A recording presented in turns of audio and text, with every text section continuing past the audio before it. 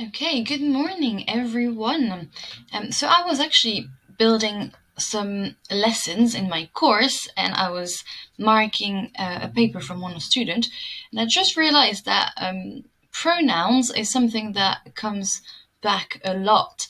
So if you are actually taking French GCSE, working at higher, even working at foundation, you would already probably know about the subject pronouns. So I just thought that I do a quick video just to help you with this, just to make it clear, so we are clear on subject pronoun and we can carry on working in French, writing some texts. So subject pronoun is easy, is the thing that you put at the beginning of the verb. So I play, you play, she plays, we play, you guys play, and they play. That's basically in order, right? So that's the little word that you put at the beginning of the verb. The verb being a doing word for those of you don't remember. So little word that you put before the verb, and that is actually telling you who is doing the action. That is the subject pronoun, right? Of course, every time you use a pronoun, the verb that is following will have a different endings because French just like to make it complicated. So not only we know that it's I playing because there's the I in front, but also we have a specific ending that only works with I. So I know it's a little bit redundant, but that's just how it works. Sorry, guys.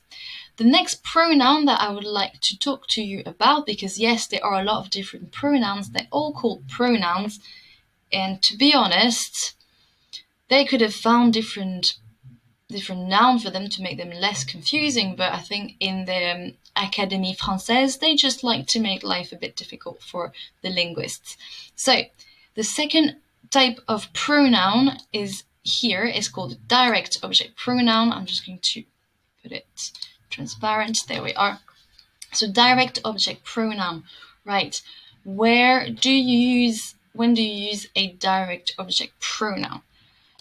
So if you're actually talking about the book, okay? So I give the book to Mary. I give the book to Mary. Right, now, if I want to write it in French, do you know that? I'm sure you do. Right, if I write it in French, I have je donne, which is I give, le livre, the book, to Mary, à Marie. By the way, if you're writing on your computer some French and you have your English keyboard, the QWERTY, and you want to write the accents, there is a lot of different combination using Alt on your keyboard. And you know what? I'll just write your list down there so you have them all on the next post. Yeah, I'll do another post so then it's not confusing. Anyway, so je donne le livre à Marie. I give the book to Mary. So here, it's something that we learn a lot in French because French is so complicated that they have to teach it as soon as possible when we are young. But in English is not that difficult for that reason. It's not, it's just making life easier for everyone. So it's not something that we teach a lot. But here I'm going to have to teach it to you. So je is actually the subject. So what I'll do is that I write subject here. And donne is to the verb, and then le livre is what we call the direct object, and Mary is going to be the indirect object, but that'll come later. Indirect object, there we are.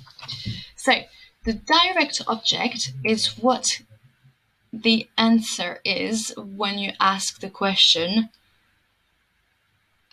what do I give? Right? So you take your verb, whatever verb it is. So if it's I eat an apple, what do I eat? An apple. You know that your direct object is going to be the apple. What do I give? The book. Okay, so the book is going to be the direct object. What do I teach? I teach French. Okay, so French is going to be the direct object, okay? You get the point. So here we have the subject, so the person who's doing the action, the verb, and then the direct object. Right, forgetting Mary for a second.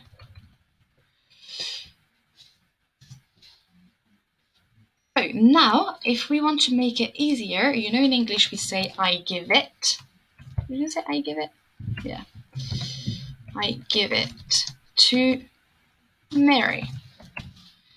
But in French, we're going to have to replace it by a direct object pronoun. And that is why we have our column above direct object pronoun. We're going to use this pronoun to replace the book. Except that in French, because we do like to make it difficult, in French, you're going to have to put the direct object pronoun before the verb. So when it's a normal direct object, as in the book, you place it after the verb, just like here. Okay? Je donne le livre. The livre come after donne. But when you are changing it to a direct object pronoun, then you have to place it before the verb. So here it would say je, then you have to place your direct object pronoun, and then donne à, Mary. There we are. So now the question is, which one are we going to put? So how can we replace le livre by a direct object pronoun? Right. So the book is a thing, so it's not going to be me or you or we or they. Is a thing that is singular. Okay, so I think we're just going to take the third line here. It's a it, right? In English, it, he, and she goes in the same line. Is going to be the same thing here. So now we know it's in that line. Is it masculine, feminine, or plural? I'll just tell you, the book is actually masculine. So you'll change it, translate it in French by le. Je le donne à Marie. That is how to use a direct object pronoun. There we are. If I wanted to talk about different books, in English you say I give them to Mary. In French you'd have to say je les donne, because you're using they, them here. Je les donne à Mary. There we are. Oh, Mary. And that is actually how you use a direct object pronoun. It is always going to be before the verb, and this is when you want to change the direct object as a noun into a pronoun. So when you don't want to repeat it, for example, or when you want to make your sentence a lot shorter. Also, it also gives you points at the GCSE. So the reason I say that is because it is actually ranked as a higher structure of what you can do. So when you actually use direct object pronoun, your examiner will go like, oh, they can actually manipulate the grammar easily. And there's actually a point for manipulating the grammar easily. So that is why you want to actually give a thought to this kind of structures.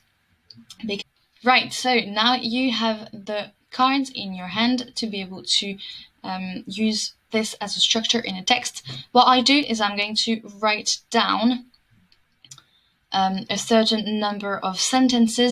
So if you want to practice these sentences and then send them back to me either by private message or down on the comments, please do so. I'll be very happy to correct your sentences. And tomorrow I'll move on to the indirect object pronoun and how we use them, when we use them, can we use them with the direct object pronoun and all that jazz. See you soon. Have a lovely day.